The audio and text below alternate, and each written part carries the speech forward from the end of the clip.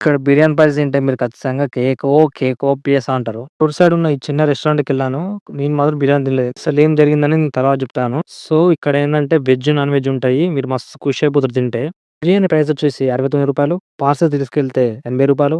నేను రాంగ్ టైమ్‌లో వచ్చాను. అలాగే టైం కూడా చూస్తే 2:30 దాటిపోయింది. సో, బిర్యానీ గురించి వెయిట్ చేసినా. ఆయనేమన్నాడంటే బిర్యానీ అయిపోయింది బ్రో అన్నాడు. సో, సరే వెయిట్ చేద్దాం అని చెప్పినాం. వెయిట్ చేసి చాలా సేపయింది ఇప్పటికి. ఎంత టైం బ్రో అంటే నిమిషాలు పడతది బ్రో, 10 నిమిషాలు పడతది బ్రో అన్నాడు. సరే బ్రో అని చెప్పి వెయిట్ చేసిన. ఈ అన్న వాళ్ళు చాలా డేస్ నుంచెల్లి బిర్యానీస్, ఈ మెస్సు ప్లస్ ఏందంటే కర్రీస్‌ని చాలా డేస్ నుంచి నడిపిస్తారంట ఇక్కడ.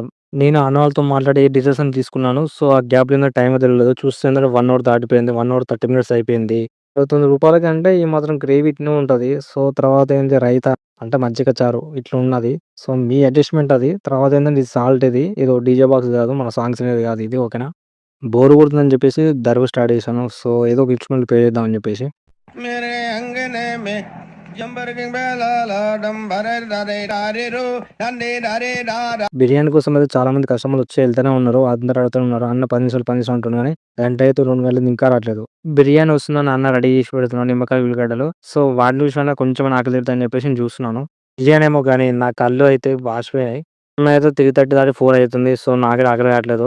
అక్కడి నుంచి వెళ్ళిపోదామని చెప్పేసి వెళ్ళిపోయినా. సో, మీరైనా ఈ ప్లేస్‌కొచ్చి తింటామనుకుంటే ఆలేరు రైల్వే స్టేషన్ నుంచి 500 మీటర్స్ రైట్ సైడ్ వస్తే ఇక్కడ మదీనా బిర్యానీ సెంటర్ అని ఉంటది. ఆడికొచ్చి తినండి. తిని మీరే నాకు రివ్యూ చెప్పండి. ఓకేనా?